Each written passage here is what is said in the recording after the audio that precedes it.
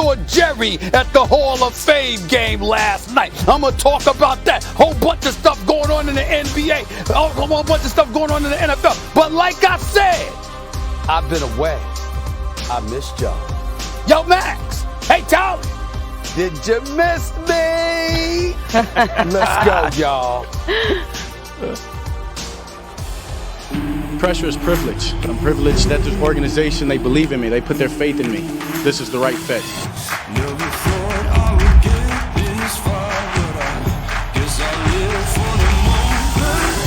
And never in a million years did I imagine not being a Cowboy once I put on this uniform and put on this star. This is my home. I'm not leaving. I'm a Cowboy. This is only the beginning. You know, the fact that we're starting off with the Cowboys seems very appropriate, Stephen A., now that you're back. Welcome back, Who everybody. wouldn't miss this guy? Look at this. This brings a smile to your face in the morning. I only got one thing to say because I think it's very, very appropriate to say that on this particular morning with me being back for the first time in weeks. Howdy. Howdy, Stephen A. How do? How do. And how do to everybody else. Welcome to First Take. Yes. Charlie Arnold, Max Kellerman, obviously Mr. Stephen A. Smith back with us. Guys, you ready to go? Let's go. All right. How Every about day. them Cowboys? Dak Prescott, he was not on hand last night when Dallas fell to the Steelers in the Hall of Fame game in Canton, Ohio, because he stayed back to rehab a shoulder injury. It happened on July 28th. The quarterback left the practice field noting some tightness. And listen to this, he hasn't thrown a pass since. Still, Dak nor Jerry Jones are worried.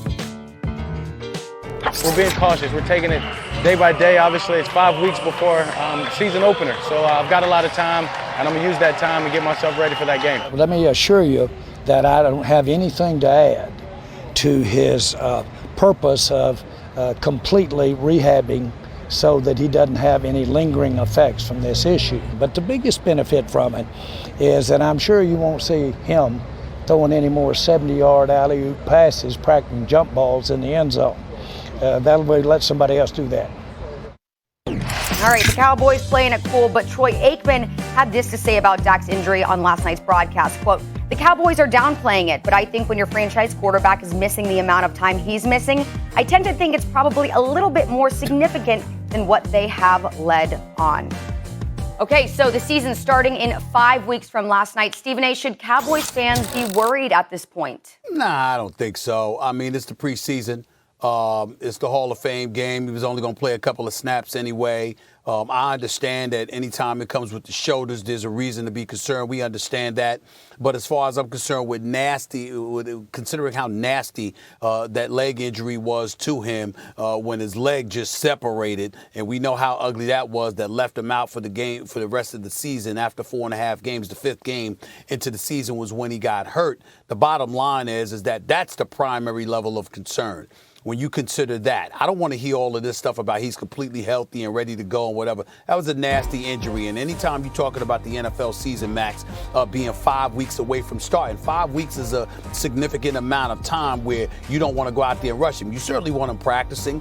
You want him warming up. You want him making sure he gets those reps in. And I understand that that's not the case right now. So as a result for that, we could be slightly concerned to some degree. But I think all this does is buy time for him to continue to get his legs stronger while at the same time resting his shoulder until he absolutely has to get out there and get a rhythm. So as long as he's back within the next couple of weeks, I'm not worried about it. Now, if it's a couple of weeks from now and Dak Prescott is nowhere to be found, where we're talking about 2 weeks left before the season begins, then it's a different conversation. But at this particular moment in time, I'm really not concerned.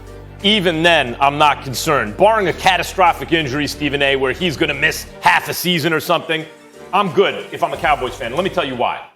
Let's say this is an 8-week situation. They're not letting on. Aikman's right. It's a 2-month situation. Let's say he's going to miss the first 2 weeks of the season. He can practice by then a little bit, but he can't play in an NFL game first 2 weeks of the season. What does that really mean? Cowboys fans, as usual, have their hopes way too high. That's why you have such a good time with them, the gift that keeps on giving. Who are they playing week 1? They're playing the reigning and defending Super Bowl champion Tampa Bay Bucks, who have brought back the entire roster, and they're playing them on the road. Okay, they're almost touchdown underdogs right now. If they don't have Dak, or if they have a compromised Dak, they have a built-in excuse. Otherwise, everything I just said about them, wait, don't the Cowboys have Super Bowl aspirations? Didn't their defense supposedly get better? New defensive coordinator, Micah Parsons. The offensive line is healthy now. CeeDee Lamb is going to pair with Amari Cooper, like best receiving tandem or top 2 or 3 receiving tandem. Not to mention Gallup, maybe the best receiving core in the league. Right? I mean, you got your running back, Zeke lost weight. He's ready to go. What's the excuse? As you would say, Stephen A., no excuses, right? And what happens after they lose to Tampa Bay week 1? By the way, you know who they play week 2? A much improved Chargers team, a potentially much improved Chargers team, getting impact defensive players back off of injury. Justin Herbert in his second year, a new and presumably better head coach. That could you easily start this year 0-2 with Dak, and that would be a problem. But without Dak, or if Dak hasn't been if there's a built-in excuse psychologically for the Cowboys, that actually helps them to start the season. Well, like I said, I wouldn't go that far. I'm not going to talk about what helps them because at the end of the day, it doesn't work without Dak. All of those things that you mentioned doesn't work without Dak. We understand that. I'm just saying that coming off the nasty injury that he had, even though this is for another reason, him sitting down right now, and the shoulder obviously is an incredibly important component to the equation because you can't throw if your shoulder's bad or your elbow's bad or your arm's bad overall. I get all of that, but that injury was so nasty that I think any time that buys him time from being on the field until the games really count is a plus. And let's not forget, we're going to have an extra game this year. We're going to have an extra week of playing the regular season this year. It's now 17 games instead of 16 games. So all of those things get taken into consideration when you talk about exposing somebody to unnecessary physicality and volatility. And that's just the way that I look at it.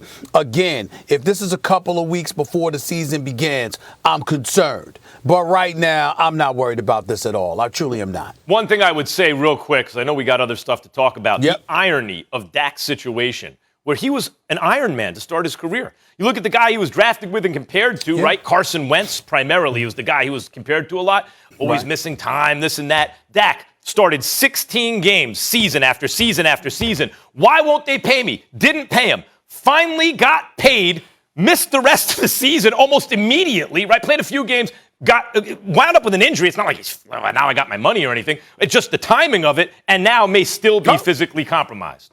Keep in mind, Max, he got paid after the injury. He went on the field last year and got injured before he got paid. They paid him after. So let's remember that. After he got hurt? I believe so. I think if I remember, it was after. It was after. You might be right about that. So what I'm saying is because remember when he got hurt, I was on the air the next day completely ticked off because I'm like, this is exactly why he was trying to get his money. So now here he is. He wanted to get his money. That you seems made him like work years and work ago. and work, You're and right. then all of a sudden he goes out there and gets hurt. But to Dallas's credit, even though they had to wait until 11th hour, 59 and a half minutes, they ended up paying him anyway. That's right. And did that turn out to be a good or bad decision? No. We'll see. find out. So, Stephen A., all He this being deserves said, to do you think Dak is the quarterback under the most pressure this season? Hell yeah. I mean, far be it for me to bring this up, Charlie, because I certainly don't want to do this to Cowboy fans. I mean, far be it for me to do that.